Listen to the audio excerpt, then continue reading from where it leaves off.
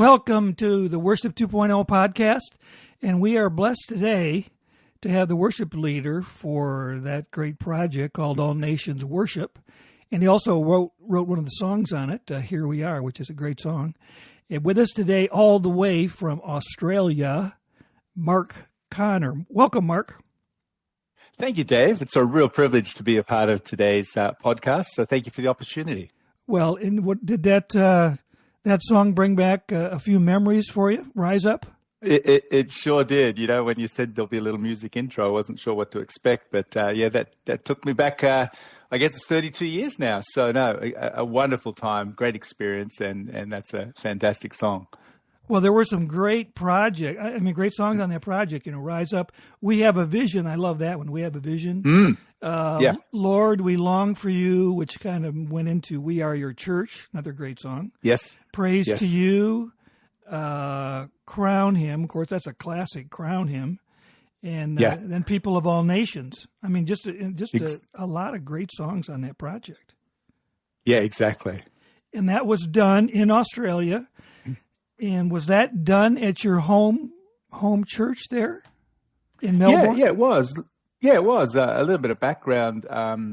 I grew up in Melbourne, Australia, in a little church called Waverley Christian Fellowship. Mm-hmm. And then at the age of 9, our family moved to America. So I grew up in Portland, Oregon, actually.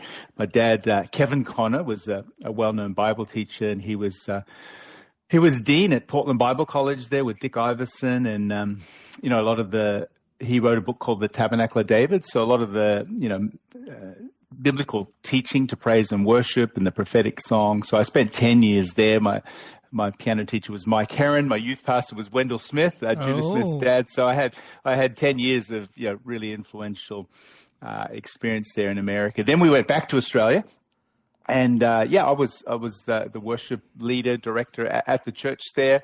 And so in 1990, I got a phone call asking whether I'd lead on Integrity Music's first international album. So, I'd actually moved on, and my wife and I had become youth pastors by then. I was doing less in worship music. But I think the background was our church had hosted Kent Henry a couple of times. So Kent had been to our church and done his full seminar. We had a big grand piano in those days, the Yamaha C7. And so he'd get me up on the piano, and he loved to do his kind of prophetic songs. And so I'd played piano, and we'd hosted his seminar. So I think he probably put a bit of a good word in for me. And that's probably how I ended up getting the call. Oh. So that happened. And then, of course, I had to gather songs. It's interesting. Hillsong was just starting to emerge in those days, and I contacted them, but Jeff Bullock had a bit of a burnout, so I didn't get any answers to any calls. So we didn't get one Hillsong song on there, which is a little bit ironic in retrospect.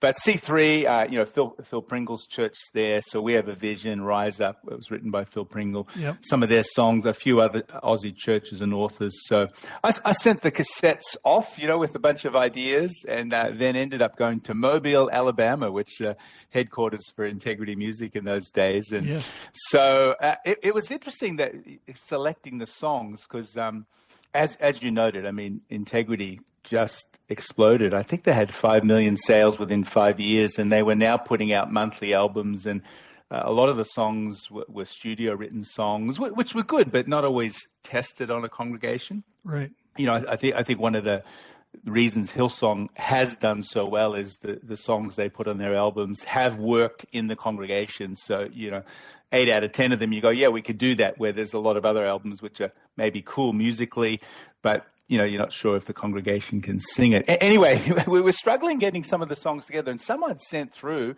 didn't even make their final list, including Crown Him, which is, that's a song my sister Sharon DiMaggio wrote, and it didn't even make the final list. And I just remember we were at a bit of a stalemate, and I just went and sat at the piano and said, well, what about Crown Him? And I just sat and played at the piano, and they all went, that's in. It's amazing how close it was to that song actually not even making it on the album. And she's your sister? Sharon is your sister? Yeah. Sharon married Frank DiMaggio. They met at Portland Bible College there, and went out and planted a church in Eugene, and then Frank went back and took over from Dick Iverson. So, they're still based in Portland, Oregon. So, Yeah, so Crown Him almost didn't get in there. We Are Your Wow. Church is another song by my sister. And then got one of my songs on there, Here We Are. So anyway, it's an interesting process putting the songs together. You know, there's some songs that might sound good on a demo, but may not go good with congregationally. Others that don't sound that great on a demo, but, you know, Crown Him probably ended up being one of the top songs on that album. I think Don Moen later recorded on another album. And, it almost didn't make it in. So there you go. Have you heard that arrangement, Crown Him, with the God With Us project? Yeah. Isn't that? Oh yeah, we did amazing. that. We did that whole thing. We had Don Moen come in, and we did it with our choir and orchestra, and that was phenomenal song. It's really just a great anthem, you know. So anyway, so we finally got the song list together, and then I went back to Australia. Tom, you know, in those days, all the tracks were done in the studio. So Tom then arrived in Melbourne, Australia, and we basically we had a Sunday night. We had so many people at our building. Held about 1,000 at that time. So we had back-to-back worship services, and we essentially worshipped live over the tracks that he'd done. So just two really great worship experiences. And then for the next few days, we did overdubs with local backing singers. And then a week or so later, I flew over to Tom's studio in, I guess it was El Segundo in those days, and did my overdubs. And then the album came out. So, yeah, look, it was a great experience. Thoroughly enjoyed working with Tom, and it was just a really great opportunity to get some Australian music out there. Of course, I think the next album after that one was Ron Kenoly, Lift Him Up, which just, you know, that took things to another whole level. Right. And that following year, Ron and the Worship International team did a tour in Australia with Carl on drums and Steve Bowersox, and I was asked to play keyboards. We didn't get Abraham Laboriel out, unfortunately. But, yeah, we toured around the country and did all of Ron's music. And then the following year, Don came and Paul Baloche. And, so they were some of my early experiences, 1990s with Integrity. And, thoroughly enjoyed it. It counted a real privilege to be a part of that season. Well, some of those early recordings was at Tom Brooks's house in I'm finding out from some of the early projects. When he was in St. Louis, they did that at Tom's house. I heard that Ken Henry, like one of the earlier albums I loved, All Hail King Jesus, which just is huge. I heard that basically Kent just went into a click track and a keyboard and led the whole thing with not one person in the room. And when you hear it, it's monstrous in the sense of its grandness. Yeah. And just unbelievable talent, both Tom and Kent and those guys. Yeah. So, now, what are you doing these days? Are you still writing any music, or? Yeah, so back in 1990, as I said, I'd moved on and become youth pastor with my wife, Nicole, at that point, so I was doing a little less in worship. But no, look, I went on to write some more songs and was involved in some worship albums at our own church and locally in Melbourne, played some keyboards for various albums, did a little bit of that on the side. But look, I went on and became the third minister at our church. So our church was founded by a man called Richard Holland. He led for 20 years. And then my father, Kevin Connor, was the second minister. He led for 8 years. So the church was 28 years old. And at the age of 33, I became its third minister. The church was about 1,000 attending. So I've never planted a church. But over the next, I'd been on staff for 10 years in worship and music and administration. And so for the next 22 years, I was the third senior minister. So look, we saw a lot of growth, you know, just through God's grace. We grew from a congregation of about 1,500 up to around 10,000. So, 5 locations, 11 weekend services, big Christian school, 2,000 kids, 2 campuses, big community center, missions programs. So, when I was 33, I saw everything that needed to change in the church and had the energy for it. When I got to around 53, I started thinking, maybe it's time for a change. So about 7 years ago, we did another transition. I was a little burnt out, I think, just the relentless nature of that kind of mega church environment. And I've been on staff 32 years, which is a pretty good innings, as we would say. So 7 years ago, I finished up. We moved interstate, took a little bit of time off. And so now I'm doing some coaching, mentoring, bit of training, bit of writing. I've got a website, which is markconner.com.au. That's Conner, Conner. So markconner.com.au. Got a blog, podcast. I do some soul food videos. And so, Dave, just loving this season of life and ministry. I don't miss the daily burden of leading a really large organization. I was, spending 2/3 of my time in meetings. And so I'm now just really enjoying coming alongside other people and encouraging them. My dad passed away at age 92, but his website, kevinconner.org, he's got a free podcast that's had over 100,000 downloads now. He wrote over, I sometimes jokingly say, my dad and I have written 77 books between us. Wow. I've written seven. And so he was a prolific writer. And so, people download his books and buy his books from all around the world. So, Kevin Conner, Conner.org. People can check that out. He's got a podcast. He was kind of a classic Pentecostal restoration Bible teacher. So, I keep his website going and alive, and there's a lot of people around the world that were really influenced by his teachings. So, so I have a montage of things that I do. My wife is a narrative therapist, which is a kind of form of counseling. So we're both freelancing. We're grandparents now, empty nesters. And so, look, we're really loving this season of life. A lot to be grateful for. Wonderful. Now your website, once again, what's the URL on your website? So it's Mark Conner, Mark. It's funny, Dave, when I moved to America, someone said, "What's your name?" I said, "My name's Mark." And a guy called me Mike for 10 days. So I said, "No, it's Mark Conner." So in America, I say my name's Mark. So it's MarkConner. Jimmy Connor's kind of ruined our surname. It's not Connors, it's Conner.com.au. So people can check out a bit of what I'm up to on the website there. Now on your website, because you told me about that video clip of you were at a conference when you were. Yep. Can they get that video clip? Is that on your? Yeah. If people click on listen, and then you'll get an option for audio, video, or music. If they click on listen in the menu tab and then music, then I've got some of the songs I've written during COVID. Someone put together a recording of my song "Here We Are," and there's also excellent.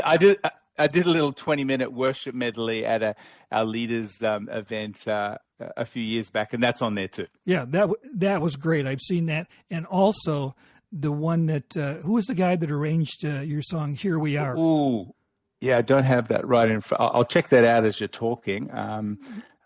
Fantastic producer from. I'm just opening. He was from Chile. He's from Chile. Yeah, exactly. I had a call during COVID, and Juan Roberto Salazar Leal, and so he took my song "Here We Are" from All Nations Worship.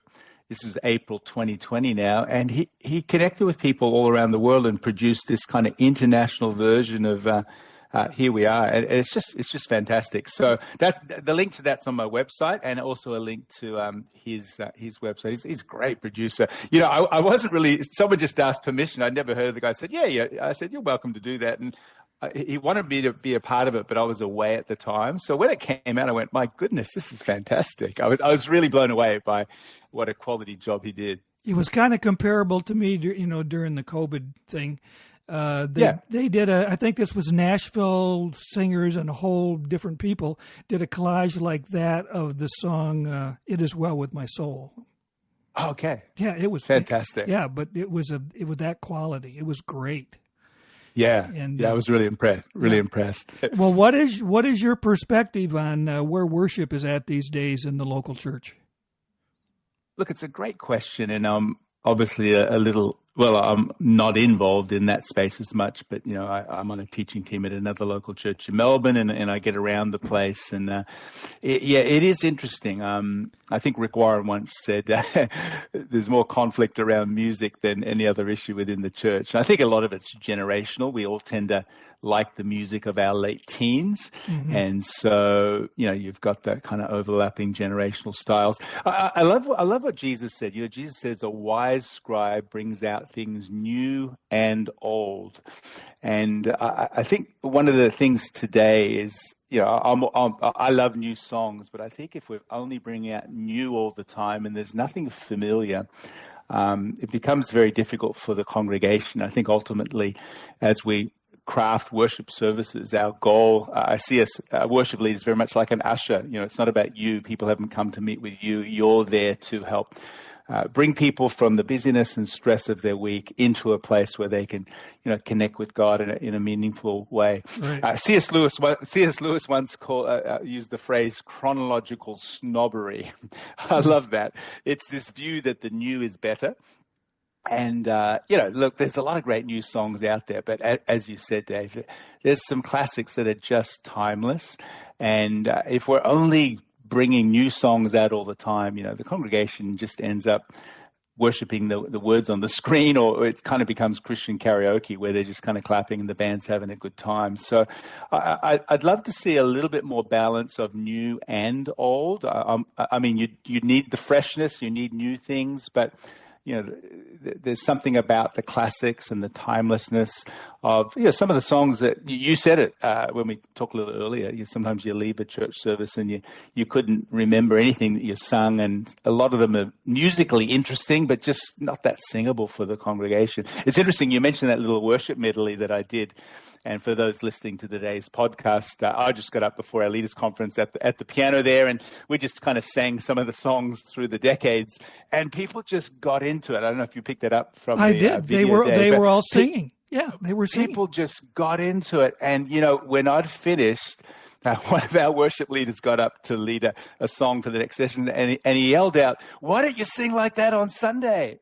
Yeah. And repeatedly from the congregation, people were saying, "Because we don't know the songs." Exactly. And it was a moment. It was a moment, and it was like, yeah, let's have the new and the old. And I'm not just talking about nostalgia, but there are some classic, timeless songs that I think can be presented in some fresh ways.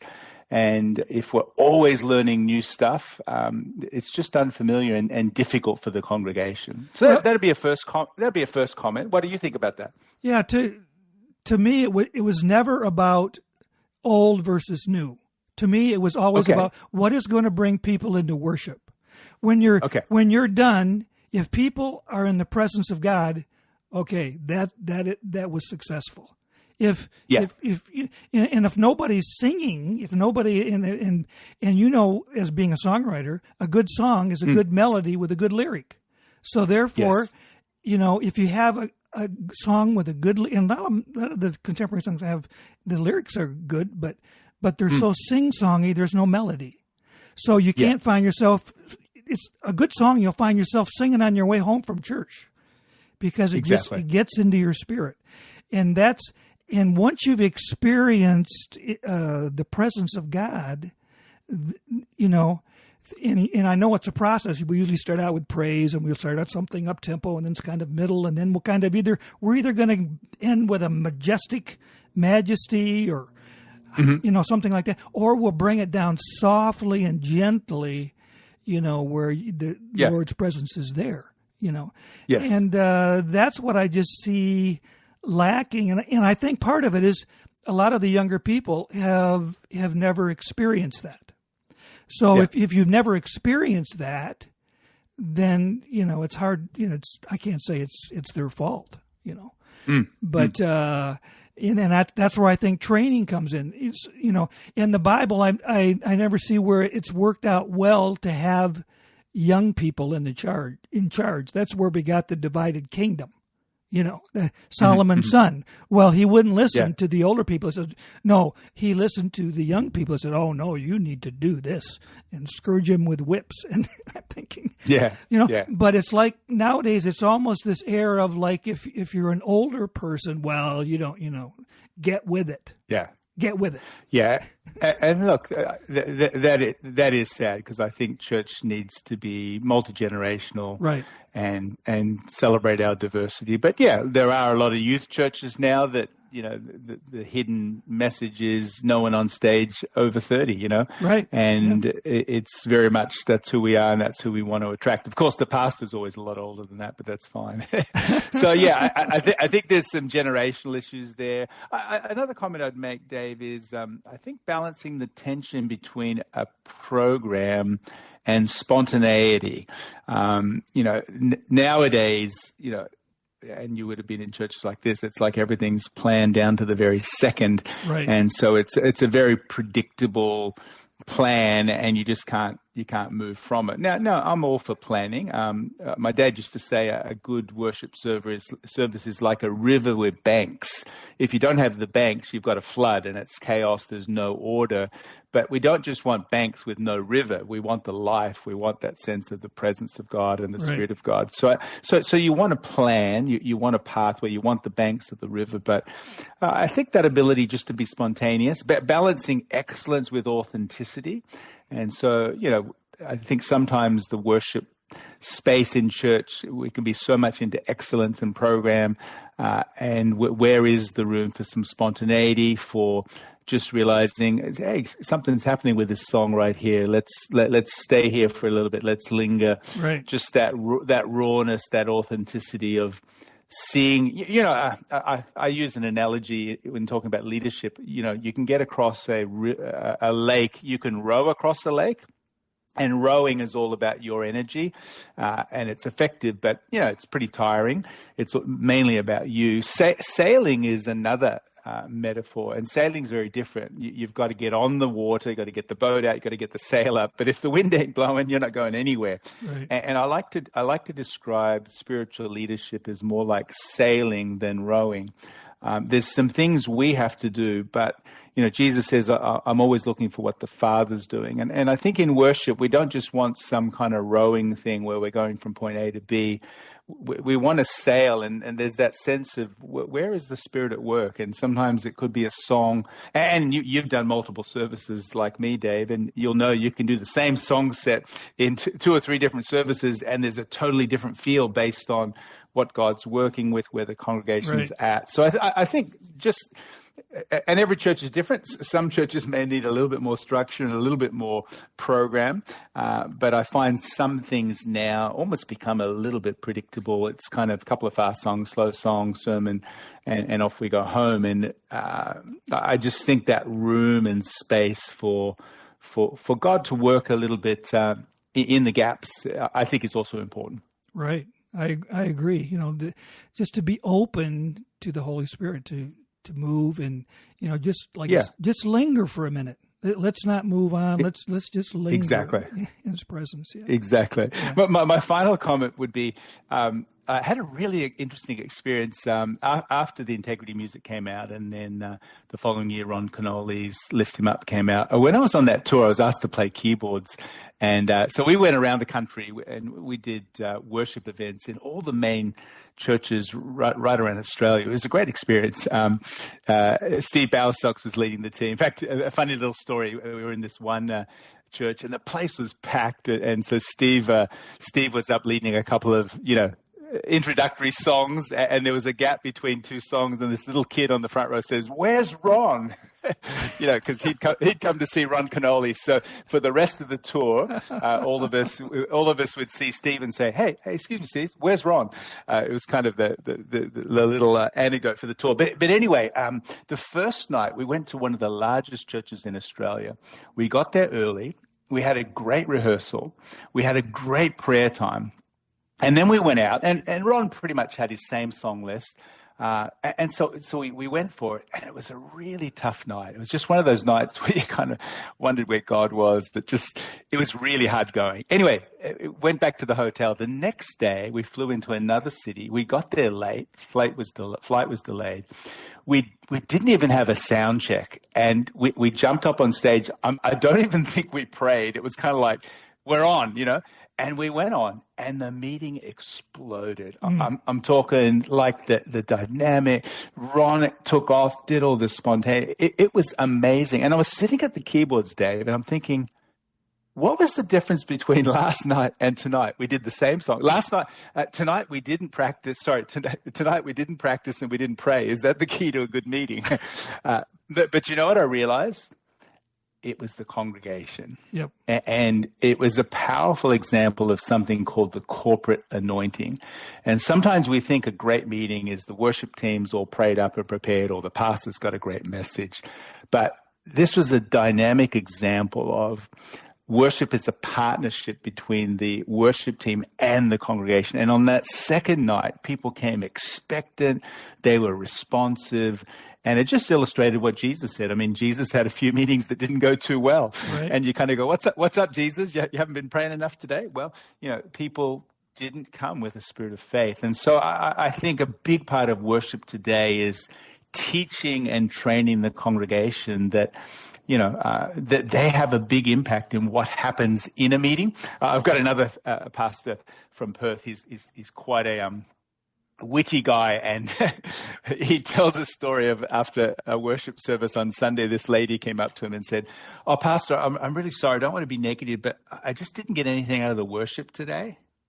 And my friend, his name is Phil, straight face, says, "Oh, I'm so sorry. There's been a misunderstanding. We weren't worshiping you." It's a classic, but the real issue isn't did we enjoy the worship service today? It's did God get anything out of what was going on? So I think teaching on praise, teaching on worship, helping the congregation realize that they affect the atmosphere, and it really is a partnership. It's not just the worship team kind of doing their thing. I think that's another big aspect today, and you would know that. You go to meetings that are just dynamic. What's going on? It's more than just the people leading up front. There's something happening amongst the people. And many times, some of the best worship times I was in, you can't remember. I'm not sure who the worship leader was. I'm not sure, because God was there. He showed up, and people were just caught up with him.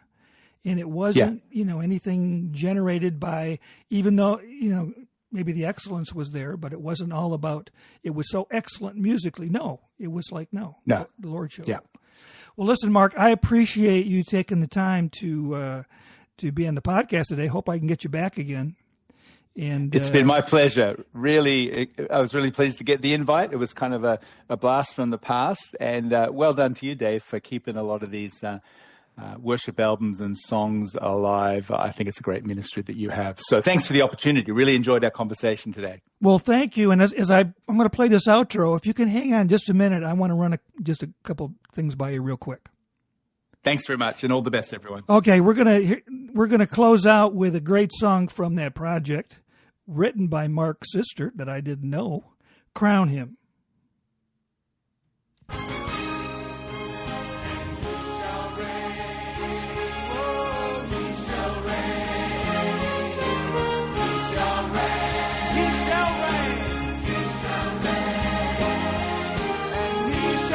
We hope that you'll spread the word about worship2.0.com, where our mission is to help people everywhere, at any time, experience the presence of God.